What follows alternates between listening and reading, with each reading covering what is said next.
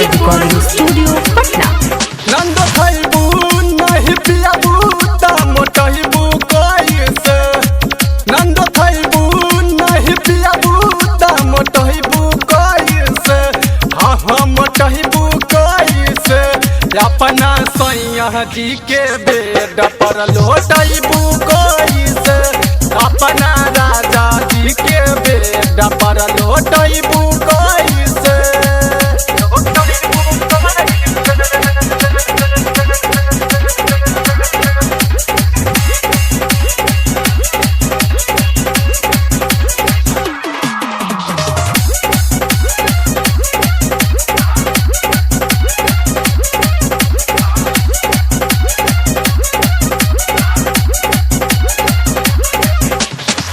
पचकहला गाल बहावे पचकल शरीर हो।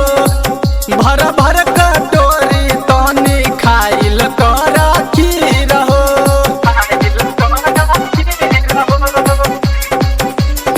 ए ननदो पचकहला गाल बहावे पचकल शरीर हो। भर भर कटोरी तनी खाइल कर खीर हो। बोला पलंग के पलाई तू ही लहिबू कैसे। बोला पलंग के पलाई तू ही लहिबू कैसे। हाँ हाँ ही लहिबू कैसे।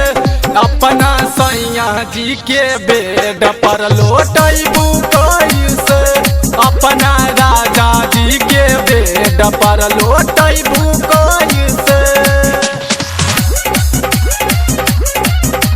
म्यूजिक बाय डीजे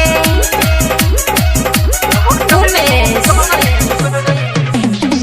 पत छीतर देहिया तोहर लागेला बेजान हो। कैसे पूरइबू रोहित राज के आरामान हो। ए ननदो पत छीतर देहिया तोहर लागेला बेजान हो। कैसे पूरइबू रोहित राज के आरामान हो। शैल संगम के तू अपना लुभइबू कैसे। शैल संगम के तू अपना लुभइबू कैसे। हाँ हाँ लुभइबू कैसे।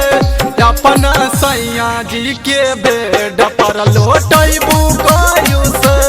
अपना राजा जी के बेड पर लोटइबू